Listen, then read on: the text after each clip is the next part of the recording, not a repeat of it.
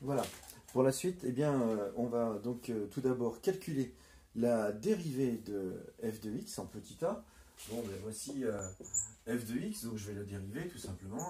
F' de x, eh bien, c'est la dérivée de log de x, je crois que ça fait 1 sur x. Puis la dérivée de 1 sur x, si je me rappelle mes formules, ça fait moins 1 sur x au carré.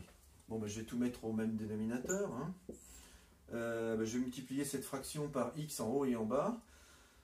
Donc, ce qui va me faire x sur x2 moins 1 sur x2, ainsi f' de x égale x moins 1 sur x2.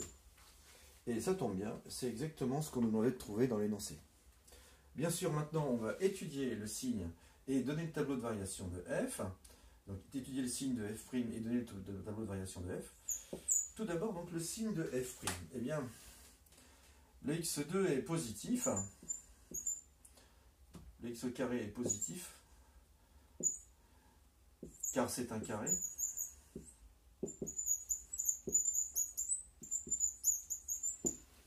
Puis même, de toute façon, x lui-même est positif, donc x2 est positif. Donc f' est du signe de x moins 1. Bon, ben, je vais étudier le signe de x moins 1. Hein. X moins 1 égale à 0, ça fait x égale 1. Je fais mon petit dessin. 1, c'est ici. C'est une droite qui monte. Hein. Donc elle est négative avant et positive après. 1. Ainsi, donc, on va pouvoir maintenant dessiner le tableau de variation. Donc, notre domaine de définition, c'est de 0,5 à 12. Et il se passe quelque chose, on vient de le voir en 1. C'est effectivement là où la dérivée va s'annuler.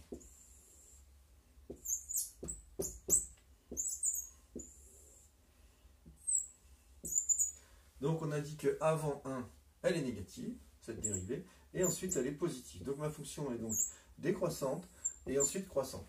Ça me rassure, hein, ça correspond à ce que je vois sur le dessin qui est fourni avec l'énoncé. Voilà, il ne nous reste plus que calculer f de 1. Bon, f de 1, rapidement, ça va me faire log de 1 qui fait 0. Je vais le calculer. f de 1 égale log de 1 plus 1 sur 1. Ça fait 1. En 0,5, ça va faire log de 0,5 plus 1 sur 0,5, c'est-à-dire 2. ln de 0,5 plus 2. Puis en 12, log de 12 plus 1 douzième. Voilà, rien de bien méchant.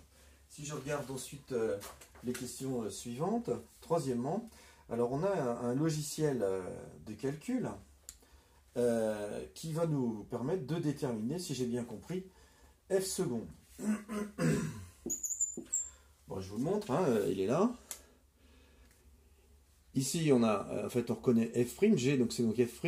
Donc si on dérive g de x, on trouve ceci, et que l'on simplifie, on trouve cela. Donc ça, c'est la dérivée seconde. Je vais l'écrire. Hein. F seconde est égal à moins x plus 2 sur x au cube. Et qu'est-ce qu'on nous demande? Déterminer par le calcul le plus grand intervalle sur lequel f est concave. Bon, donc on va étudier le signe de la dérivée seconde. Et puis on dira, quand la dérivée seconde est positive, on dira que la fonction est convexe. Et lorsque la dérivée seconde est négative, on dira que la fonction est concave. Bien. Alors comme x est plus grand que 0,5, x au cube, il est positif. D'accord? Donc f seconde est du signe de moins x plus 2. Bon, j'étudie ce truc-là. Hein. Moins x plus 2 égale 0, ça fait moins x égale moins 2, c'est-à-dire x égale 2. Effectivement, donc maintenant je vais tracer ma droite là. X égale 2, c'est là. Mais attention, cette fois, la fonction, elle est décroissante. Donc ça veut dire que la dérivée seconde, elle est négative avant 2 et positive après 2. Bon, je vais rapidement dessiner le tableau de signes de cette dérivée seconde. Hein, bon, vous l'avez compris, c'est assez simple maintenant. Donc le dérivé le tableau de signes. Donc on est entre 0,5 et 12 toujours. Il se passe quelque chose cette fois en 2.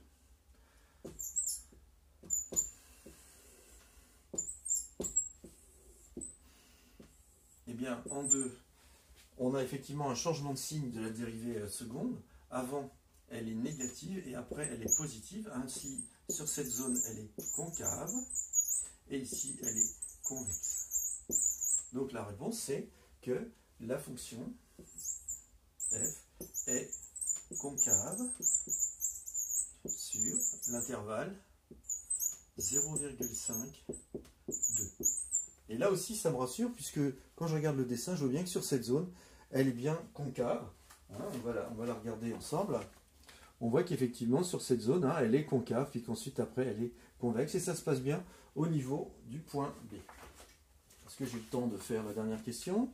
Oh, bah oui, pourquoi pas. On a donc maintenant un petit coup d'intégrale, hein, soit f, une fonction définie sur 0,512 par f de x égale.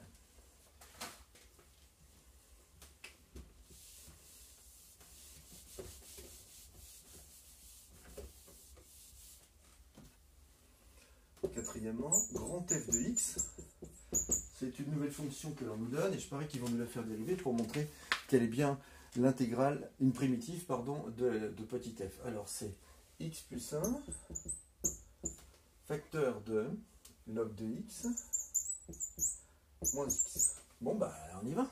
On va essayer de dériver ce truc-là. Hein. Premièrement, vérifier que f est une primitive de petit f. Alors, c'est parti. Bon, le moins x, il va faire moins 1 lorsque je vais le dériver. Voilà, ce que je vous propose d'abord, c'est que je vais développer ce truc-là.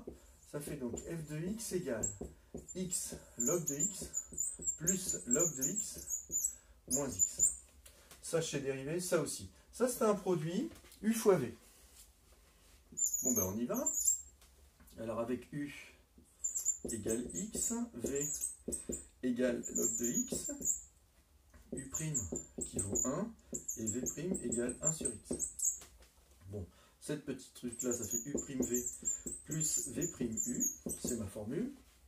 Alors, u'v, ça fait 1 fois log de x, plus v' 1 sur x fois x.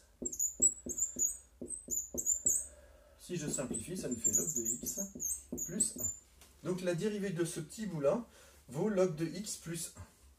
Bon, f', grand f' de x, ça nous fait quoi? Eh bien, ça nous fait... j'ai donc dit la dérivée de ça, ce qui fait log de x plus 1, plus la dérivée de log de x, ça fait plus 1 sur x, et la dérivée de moins x, ça fait moins 1. Bon, ah tiens, les 1 s'en vont. Et qu'est-ce qui me reste? Grand f' de x est égal à log de x plus 1 sur x. Et bien ça, si je regarde dans mon énoncé, il me semble bien que c'est la fonction petit f de x. Donc grand f est bien une primitive de petit f. Petit b, en déduire la valeur exacte, puis la valeur arrondie au centième de la valeur moyenne de f sur 0,512. Alors, cette notion de valeur moyenne. Alors oui, ça se passe avec une intégrale, mais il y a une formule bien précise qui est que la valeur moyenne sur un intervalle AB est égale à 1 sur B moins A, somme entre A et B de f de x dx. Nous, on nous demande la valeur moyenne sur l'intervalle 0,512, donc M égale 1 sur 12 moins 0,5, la somme entre 0,5 et 12 de f de x dx. Ça veut dire quoi au bout du compte? M est égal à 1 sur 11,5 multiplié par, eh bien, comme on a une primitive de petit f hein, qui est là, eh bien, on va prendre donc x, grand f de x entre 0,5 et 12, soit petit m égale 1 sur 11,5 de x plus 1 ln de x moins x. Valeur en 12 moins valeur en 0,5. Je vous laisse finir le calcul. Merci de votre attention, à bientôt.